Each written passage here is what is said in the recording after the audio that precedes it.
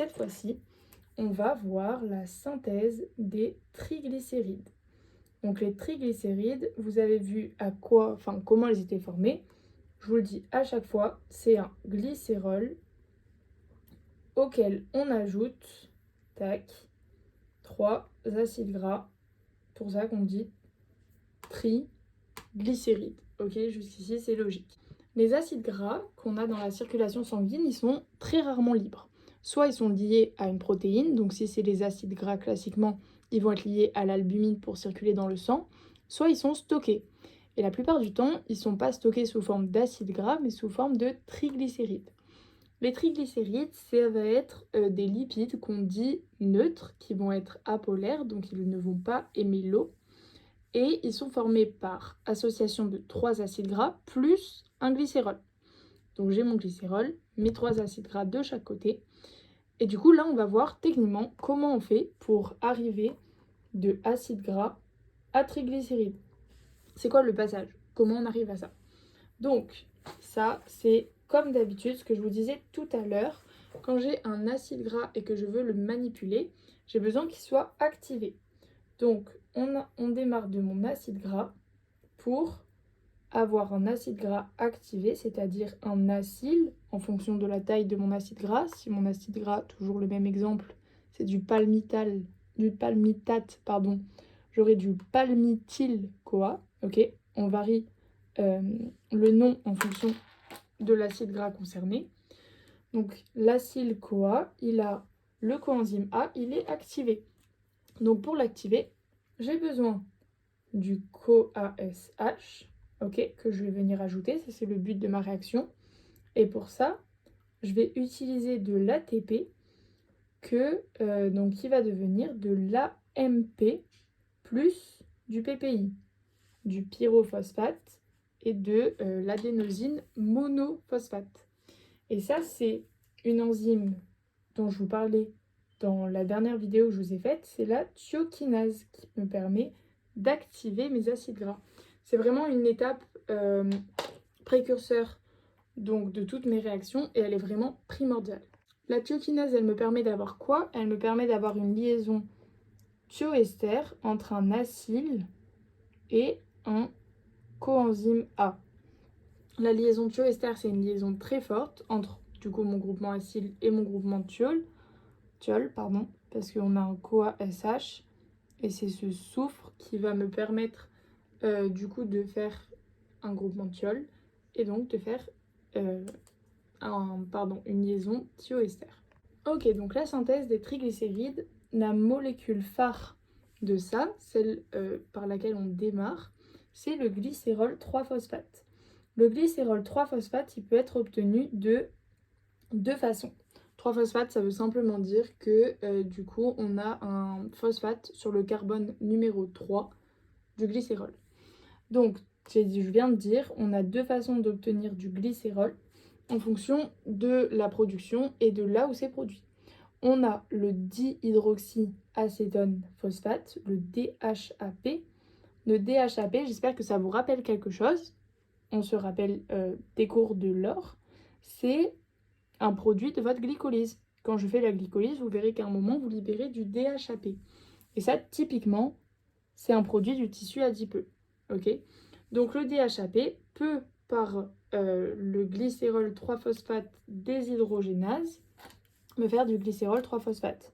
Donc le glycérol 3-phosphate déshydrogénase utilise du NADH plus H+, qui va être oxydé en NAD+. Et donc ça, c'est du glycérol 3-phosphate, je vous le note G3P, déshydrogénase, je vous marque DH. Ok, ça c'est le nom de l'enzyme. Ensuite, mon glycérol 3-phosphate peut tout simplement être synthétisé par du glycérol, avec un ajout d'un phosphate sur le 3e carbone. Et ça, c'est permis grâce à une enzyme qui s'appelle le glycérol kinase. C'est une kinase qui va utiliser, comme pour la glycolyse, vous avez des kinases. Donc, on utilise de l'ATP qui deviendra de l'ADP plus PI. Tac. Et qui me colle son phosphate sur le glycérol pour me donner du glycérol 3-phosphate. Jusqu'ici, c'est logique. Donc le glycérol, on me dit que ça peut venir du foie et des reins, alors que le DHAP, c'est vraiment spécifique du tissu adipeux, parce qu'en fait, le tissu adipeux n'a pas de glycérol kinase, il n'a pas cette enzyme. Donc si mon tissu adipeux n'a pas de glycérol kinase, on est d'accord qu'il ne pourra jamais transformer le glycérol en glycérol 3-phosphate. Parce que s'il n'a pas la kinase, il ne pourra pas ajouter de phosphate. Donc ça, on retient bien que le tissu adipeux ne peut pas synthétiser de glycérol 3-phosphate à partir de glycérol simplement. Ok, donc ça c'est important. Ensuite, on va avoir 3 acides gras au total dans ma réaction qui vont être ajoutés au glycérol 3-phosphate pour me donner in fine du triglycéride. Ok, on va avoir 3 acides gras qui vont être transférés par des acyltransférases. Ok, c'est vraiment dit dans le nom. Pour à la fin me donner du triacylglycérol. Donc, je pars de mon glycérol 3-phosphate. Je vais avoir mon premier acyltransférase. Je vous enlève la glycérol kinase, ok. Je vous marque glyca, comme ça vous avez tout sur le schéma, mais ça prendra moins de place. Donc, glycérol 3-phosphate qui va me donner du lysophosphatidate. Tac. Ce lysophosphatidate va ensuite me donner du phosphatidate. Ce phosphatidate, on va voir les réactions ensemble juste après, va ensuite me donner, moi c'est comme ça que je le retenais, du DAG, du diacylglycérol. Et le diacylglycérol va me permettre d'avoir mon triacylglycérol, mon TAG, ou mon TG. Ça dépend comment vous le voyez, c'est vraiment la même chose. Donc, maintenant on va voir les réactions. On a dit qu'on avait plusieurs acyltransférases. Acyltransférases, on en a 3 ajouts d'acides gras. Je vous marque AT. AT, c'est acyltransférase. J'en ai une ici. Une ici. Là, j'ai un intermédiaire, on va le voir. Et une ici. Donc, 3 acyltransférases. Et les acyltransférases font toujours la même chose. C'est-à-dire, acyltransférases, donc elles vont venir ajouter un acyl-CoA. Ok. Et qu'est-ce qui va sortir? Un CoA SH. Pourquoi? Parce que vous voyez bien que on a rajouté un acyl, mais ici vous n'avez pas de CoA. Donc on s'est débarrassé du CoA SH. Donc acyl-CoA, on a mis un premier acide gras sur notre molécule, ça nous fait du lysophosphatidate. Ensuite, deuxième acyltransférase, vraiment la même chose. Bon, je vous le remarque, mais vous commencez à comprendre. Donc acyl-CoA, on se débarrasse du CoA SH. Dernière transférase, je vous le remarque pas, mais c'est vraiment la même chose. Ok, maintenant entre le phosphatidate et le diacylglycérol, qu'est-ce qui se passe? En fait, on va faire une phosphatidate phosphatase, c'est-à-dire qu'on va se débarrasser d'un phosphate. Enfin, on va se débarrasser de notre phosphate de base, puisque vous voyez bien que dans triglycéride, on n'a pas de phosphate. Donc le phosphate qui était ici de base et qui nous suit depuis le début, parce qu'on n'a plus 3P, vous êtes d'accord que phosphat, ça veut dire que j'ai un phosphate. Vraiment, c'est dans le nom. Ok, le phosphatidate, c'est l'acide phosphatidique. Donc je veux me débarrasser de mon phosphate. Pour ça, je vais utiliser la bonne couleur, on utilise une enzyme qui s'appelle la phosphatidate. C'est le nom de mon réactif. Et on enlève un phosphate. Donc on fait une phosphatase. Ok, je coupe un phosphate avec une molécule d'eau. Donc pour couper mon phosphate avec une molécule d'eau, qu'est-ce que j'ai besoin? J'ai besoin d'eau. Et qu'est-ce qui va partir? Un phosphate libre. Ok? Donc vraiment logique. Donc je reprends avec vous. On parle de notre glycérol 3-phosphate. Notre glycérol 3-phosphate, molécule clé, molécule initiale de notre synthèse des triglycérides, qui peut être synthétisée de 2 façons, soit par notre glycérol directement qui ajoute un phosphate grâce à la glycérol kinase pour donner le glycérol 3P, soit par le DHAP, produit de la glycolyse, qui par une déshydrogénase, une réduction donc par oxydation du NADH plus H+, qui donnera du NAD+, va me donner du glycérol 3-phosphate. à partir du moment où j'ai mon glycérol 3-phosphate, je vais pouvoir commencer la synthèse de triglycérides. En faisant une acyltransférase, j'ajoute un premier acide gras, ça devient du lysophosphatidate. J'ajoute un deuxième acide gras, donc ça devient un phosphatidate. Pour enlever un phosphate, j'utilise une phosphatidate phosphatase, je coupe un phosphate avec de l'eau.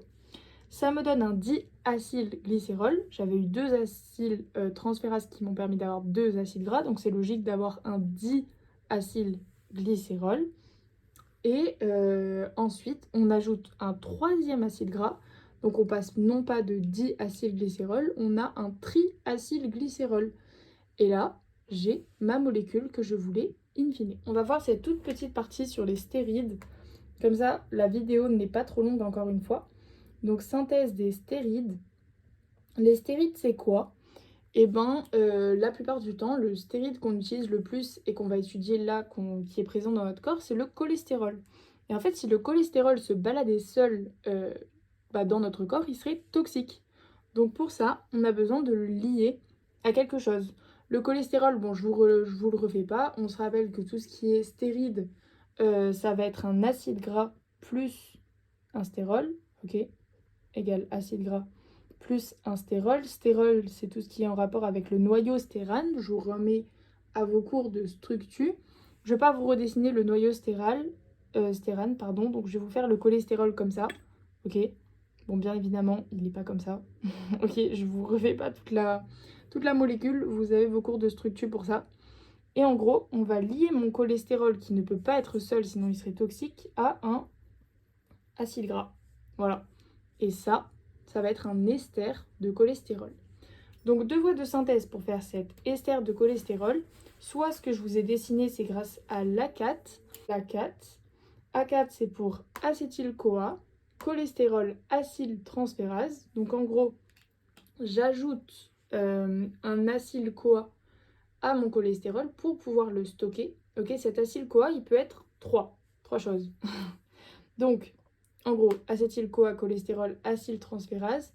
Donc, pour estérifier mon cholestérol, pour le lier, pour éviter qu'il soit libre dans mon corps, on a 2 voies de synthèse qui sont possibles. Donc, 2 voies donc pour faire des stérides de synthèse. Tac. Soit j'utilise une enzyme qui s'appelle l'ACAT. L'acétyl-CoA, cholestérol, acyltransférase. Donc elle est principalement faite dans le foie. Ok.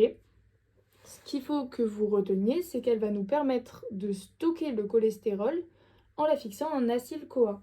Donc en gros, on va avoir cholestérol plus acyl-CoA. Et cet acyl-CoA, on a 3 choix. Soit on utilise du palmitate à 16 carbone, soit on utilise du stérate à 18 carbone, soit on utilise de l'oléate. Je ne sais plus combien il a de carbone. Mais du coup, palmitate, stéréate ou oléate, c'est les 3 acyl-CoA qu'on peut utiliser dans ce cas. Donc soit on va avoir cholestérol plus palmitate, soit on va avoir cholestérol plus stéarate. Bref, vous avez compris. Ensuite, la deuxième version, c'est la lécitinine CoA, cholestérol acyltransférase. Ok, toujours la même chose. Elle est plutôt présente dans le plasma. Ok, donc ici c'était dans le foie, ici dans le plasma. Et elle, en fait, elle va hydrolyser les lécitinines. Bon, c'est un mot un peu barbare, mais en gros, c'est des petites molécules, des petites phosphatidylcholine. Ok, donc un phosphate plus choline, plus une choline, pardon, qui vont être présentes dans vos lipoprotéines. Et du coup, pareil, ça va vous permettre d'estérifier votre cholestérol. Et ça va avoir un rôle très important dans le